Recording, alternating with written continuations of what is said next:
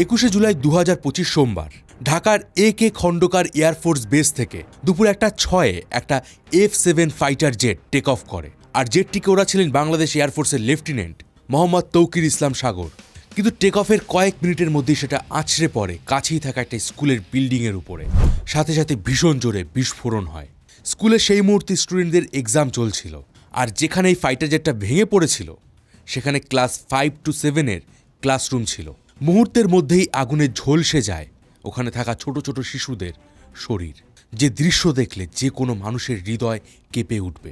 Officially এখনও পর্যন্ত মৃত্যুর সংখ্যা 23, কিন্তু যারা প্রত্যক্ষদর্শী তাদের মতে এই সংখ্যা 200-রও বেশি হতে পারে, কারণ ওই স্কুলে স্টুডেন্টের সংখ্যা প্রায় 2000। কিন্তু প্রশ্ন হলো, কেন এই ফাইটার জেট স্কুলের উপর আছড়ে পড়ল? আর যে চীন এই ফাইটার জেট তৈরি করেছে তারা 2013 সালেই এই ফাইটার জেট বাতিল করে দিয়েছিল। তাহলে কেন এত পুরনো একটা ফাইটার জেট আজও বাংলাদেশ এয়ারফোর্স ব্যবহার করছে? ঢাকার মতো এত একটা জনবহুল শহরে কেন এয়ারফোর্সের ট্রেনিং চলছিল? আর জানলে শকড হবেন যখন এই ছোট ছোট শিশুদের দগ্ধ শরীর দেখে গোটা বিশ্ব স্তব্ধ হয়ে গেছে। তখন এই স্কুলেরই পাশে থাকা কিছু ব্যবসায়ী হসপিটালে যেতে ভাড়া লাগে 20 টাকা, সেখানে তারা ভাড়া চাইছিল 200 টাকা। কথা হচ্ছে, এরা কি আদৌ মানুষ? আমি রয়েছি মিঠুন আপনাদের সাথে। মাত্র 1 মাস আগেই ভারতের আহমেদাবাদ প্লেন দুর্ঘটনায় প্রায় 260 জন মানুষ মারা গিয়েছিলেন।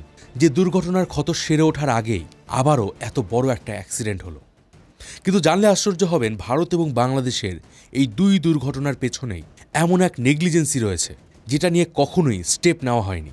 বা বলতে পারেন, আজ যে এতগুলো শিশুর জীবন গেল সেটাও এই একটা নেগলিজেন্সির কারণে।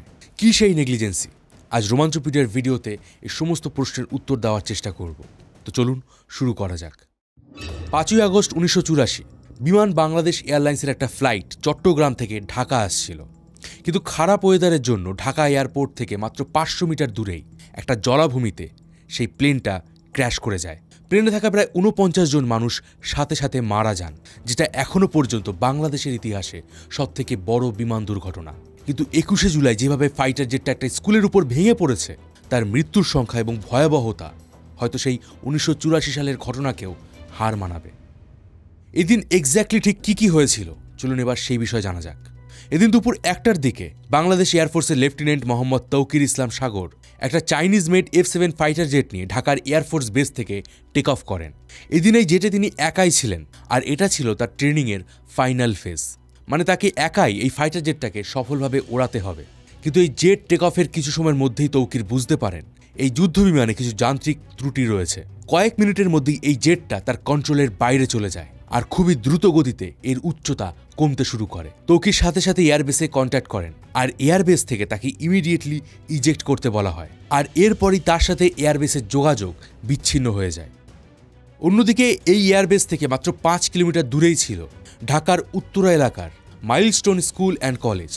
রিপোর্ট মতে তৌকির নিজের জীবন বাঁচানোর বদলে শেষ মুহূর্ত পর্যন্ত চেষ্টা করে গেছেন এই ফাইটার জেটটাকে বাঁচাতে, বা অন্তত এই ফাইটার জেটটাকে একটা ফাঁকা জায়গায় ক্র্যাশ করাতে।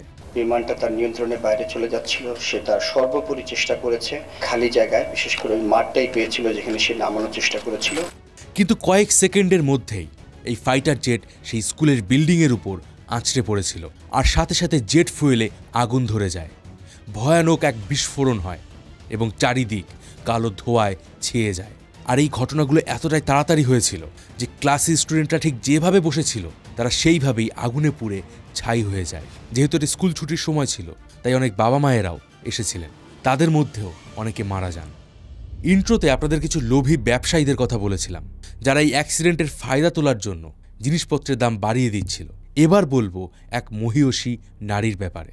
এই স্কুলেরই একজন শিক্ষিকা মাহেরিন মিস, যিনি ছাত্রদের ক্লাস নিচ্ছিলেন। আগুনে তার শরীরও পুড়ে যায়, কিন্তু তারপরেও তিনি প্রায় 20 জন ছাত্রর জীবন বাঁচান এবং তাদের সেফলি বাইরে নিয়ে আসেন। আর শেষ পর্যন্ত তিনি নিজে মারা যান। আশেপাশে থাকা বহু মানুষ এই সময় ছাত্রদের সাহায্যে এগিয়ে আসে, আর হসপিটালগুলোতেও বহু মানুষ রক্ত দিতে এগিয়ে আসেন। কিন্তু কেন এই ফাইটার জেট ভেঙে পড়ল? ইন্টার সার্ভিস পাবলিক রিলেশন বা ISPR এর মতে এটা বাংলাদেশ এয়ারফোর্সের F7 BGI ফাইটার জেট, আর তাদের মতে যান্ত্রিক ত্রুটির কারণেই এই ফাইটার জেটটা ক্র্যাশ করেছিল। আজ থেকে প্রায় 60 বছর আগে চীনের চেংডু কর্পোরেশন 1965 সালে এই ফাইটার জেট তৈরি করেছিল। এই জেটের ইন্টারন্যাশনাল নাম J7, কিন্তু বাংলাদেশ এয়ারফোর্সে এই জেটের নামকরণ করা হয়েছে F7। তবে এটা কিন্তু চায়নার নিজস্ব টেকনোলজি নয়, এটা রাশিয়ার MiG-21 এর লাইসেন্সড ভার্সন। এটা একটা থার্ড জেনারেশনের এয়ারক্রাফট যেটা air to air attack, aerial bombing এবং এয়ার ডিফেন্সের কাজে ব্যবহার করা হয়। বাংলাদেশ 1998 সালে প্রথমবার 12টা F7 ফাইটার জেট কিনেছিল চীনের থেকে। এরপর 2001 এবং 2013-র মধ্যে আরও 28টা F7 ফাইটার জেট কিনেছিল। এই মুহূর্তে বাংলাদেশের কাছে প্রায় 40টা F7 ফাইটার জেট আছে। দেখুন, যে সময় ফাইটার জেটগুলো কেনা হয়েছিল সে সময় টেকনোলজির অনুযায়ী এই ফাইটার জেটগুলো বেশ ভালোই ছিল, কিন্তু বর্তমানে যেখানে এত উন্নত এয়ার ডিফেন্স সিস্টেম রয়েছে, 5th এবং 6th জেনারেশনের ফাইটার জেট লঞ্চ হয়েছে, সেখানে দাঁড়িয়ে এই J7 ফাইটার জেট আজকের দিনে অনেকটাই দুর্বল। এমনকি চীন 2013 সালেই এর প্রোডাকশন টোটালি বন্ধ করে দিয়েছিল এবং রিপোর্ট মতে এর শেষ ব্যাচের কিছু ফাইটার জেট বাংলাদেশে কিনেছিল। আজকের দিনে Bangladesh, Pakistan, Zimbabwe, Nigeria, Iran, north Korea সহ বেশ কিছু দেশ এই ফাইটার জেট ব্যবহার করছে। তবে এই F7 বা J7 ফাইটার জেটের যে দুর্ঘটনা, এটা কিন্তু নতুন নয়। মাত্র 2 মাস আগেই 25শে মে জিম্বাবুয়ে এয়ারফোর্সের একটা F7 ফাইটার জেট ক্র্যাশ করে যায়, আর এতে পাইলট নিজেও মারা যান।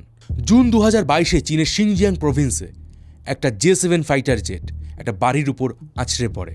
মে 2022-এও দুজন ইরানিয়ান পাইলট এই J7 ফাইটার জেটের অ্যাক্সিডেন্টে মারা যান। জানুয়ারি 2022-এ দুজন পাকিস্তানি পাইলট J7 ক্র্যাশ করে মারা যান। এক কথায় বলতে পারেন যে J7 ফাইটার জেটের ট্র্যাক রেকর্ড খুব একটা কিন্তু ভালো নয়। মাঝে মধ্যেই এই ফাইটার জেটগুলো যান্ত্রিক ত্রুটির কারণে ক্র্যাশ করে গিয়েছিল। তবে এটুকু শুনে কিন্তু আবার ভাববেন না যে এই J7 এবং F7 ফাইটার জেটই শুধুমাত্র অ্যাক্সিডেন্ট করে। 2005 থেকে 2025 এই গত 20 বছরে বাংলাদেশের প্রায় 11টা ফাইটার জেট ক্র্যাশ করে গিয়েছিল, যার মধ্যে চীনের তৈরি ফাইটার জেট 7টা, রাশিয়ার 3টে এবং চেকোস্লোভাকিয়ার 1টা ছিল। এর মধ্যে কিছু দুর্ঘটনা হয়েছে পাইলটের ভুলের কারণে, কিছু হয়েছে পাখির সাথে ধাক্কা খাওয়ায়, আবার কিছু হয়েছে মেকানিক্যাল ফেলিওরের জন্য। এবার তাহলে আপনার মনে প্রশ্ন আসতে পারে যে এই ফাইটার জেটগুলো কেন এই দেশগুলো ব্যবহার করছে, এগুলোকে কেন বাতিল করা হচ্ছে না? দেখুন, 2011 সালে যখন বাংলাদেশ চীন থেকে এই ফাইটার জেট অর্ডার করেছিল, তখন একটা ফাইটার জেটের কস্ট দাঁড়িয়েছিল প্রায় $5.5 মিলিয়ন। বেশিরভাগ ক্ষেত্রে দেশগুলোর মিলিটারি বাজেট কম থাকে, ফলে তারা সহজে পুরনো ফাইটার জেটগুলোকে বাতিল করতে পারে না। আর এখানে বলে দেই, আমাদের দেশেও কিন্তু লাগাতার ফাইটার জেট ক্র্যাশের ঘটনা সামনে আসছে।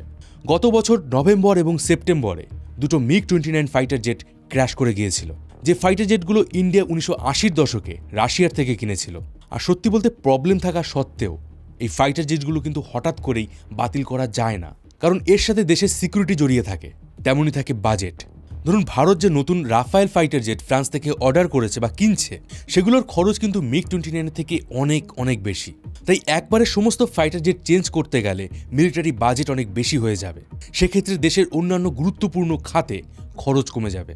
আর বলতে পারেন আপনি যে সেম প্রবলেম বাংলাদেশের সাথেও রয়েছে। তবে রিপোর্ট অনুযায়ী বাংলাদেশ এয়ারফোর্স 2030 সালের দিকে রাশিয়া এবং চীনের থেকে বেশ কিছু মডার্ন ফাইটার জেট কিনতে চলেছে। তবে যেভাবে এই ফাইটার জেট একটা স্কুলের উপর ক্র্যাশ করেছে, সেটা কিন্তু একটা চিন্তার বিষয়। গত মাসে আহমেদাবাদের এয়ার ইন্ডিয়ার ফ্লাইটও এয়ারপোর্ট থেকে মাত্র 1.5 কিলোমিটার দূরে বিজি মেডিকেল কলেজের উপর ক্র্যাশ করেছিল। অথচ এভিয়েশন রুলস অনুযায়ী একটা এয়ারপোর্টের 5 কিলোমিটারের ভেতরে কোনো জনবসতি থাকা উচিত নয়, কিন্তু আদৌ কি সেই রুল মানা হচ্ছে? কলকাতা এয়ারপোর্ট লক্ষ্য করলে আপনি দেখতে পাবেন যে এয়ারপোর্টের দেওয়াল পার করলেই একের পর এক বড় বড় বিল্ডিং তৈরি হচ্ছে। আর বাংলাদেশে এই যে ফাইটার জেট একটা স্কুলের উপর ভেঙে পড়ল, এর জন্য দায়ী আনপ্ল্যান্ড আরবানাইজেশন, অর্থাৎ পরিকল্পনা ছাড়া নগর তৈরি। আমি রিসার্চ করে কিছু ইনফরমেশন পেয়েছি, সেখানে জানতে পেরেছি যে মাইলস্টোন যে স্কুল, এই স্কুলের জায়গায় আগে একটা ফাঁকা ক্যানাল ছিল, কিন্তু পরে সেটাকে ভরাট করে এখানে একটা স্কুল তৈরি করা হয়েছে, যেখানে একটা এয়ারবেসের 8 নটিক্যাল মানে 14 কিলোমিটারের ভেতরে কোনো জনবসতি থাকা উচিত নয়। সেখানে ঢাকার মতো একটা ঘিঞ্জি শহরে এয়ারবেসের পাশেই বড় বড় বিল্ডিং, শপিং মল গড়ে উঠেছে। আর এই স্কুলটা ফাইটার জেটের অ্যাপ্রোচ জোন বা মিডল মার্কার জোনের মধ্যে পড়ে। তবে এখানেও একটা প্রশ্ন থেকে যায়, যেখানে J7 ফাইটার জেট এত বারবার করে ক্র্যাশ করে, সেখানে এই ফাইটার জেট দিয়ে কেন ঢাকার মতো শহরে? এটাও কিন্তু একটা বড়সড় নেগলিজেন্সি। এই দুর্ঘটনায় এক্স্যাক্টলি কতজন মারা গেছে তা নিয়েও একটা নতুন কন্ট্রোভার্সি শুরু হয়েছে। সরকারি মতে বলা হচ্ছে মৃত্যুর সংখ্যা 27, কিন্তু এখানে ছাত্ররা জানায় মৃত্যুর সংখ্যা 200 জনেরও বেশি। কারণ একটি ক্লাসরুমের এমন ভিডিও সামনে এসেছে যেখানে দেখা গেছে একটা ক্লাসের সমস্ত ছাত্ররাই আগুনে পুড়ে ছাই হয়ে গেছে। ফলে এটা পরিষ্কার যে সরকার সঠিক তথ্য প্রকাশ করছে না। আর একজন ছাত্র দাবি করছে যখন তারা এই লিস্ট সেনাবাহিনীর কাছে দিতে যায় তখন সেনাবাহিনীর সদস্যরা তাদের গায়ে হাত তুলেছিল, আর এই নিয়েই স্কুল চত্বরে বিক্ষোভ শুরু হয়েছে। দেখুন, এই ক্রাশ সম্বন্ধে আপাতত আমি যতটুকু জানতে পেরেছি আমি আপনাদেরকে বলেছি। এর বিষয়ে যদি আর কোনো আপডেট আসে আমি আমার হোয়াটসঅ্যাপ চ্যানেলে দিয়ে দেবো। হোয়াটসঅ্যাপ চ্যানেলের লিঙ্ক ডিসক্রিপশন বক্সে এবং কমেন্ট পিনে দেওয়া আছে, সেখানে ক্লিক করে আমাদের চ্যানেলে জয়েন হয়ে যান। আপনার কি মনে হয় এই দুর্ঘটনার জন্য আসল অপরাধী কে? কমেন্ট করে আপনার ওপিনিয়ন অবশ্যই জানাবেন। আমি ছিলাম মিঠুন আপনার সাথে, আর আপনি দেখছিলেন রোমাঞ্চপিডিয়া। দেখা হবে পরের ভিডিওতে। ততদিন ভালো থাকবেন, সুস্থ থাকবেন।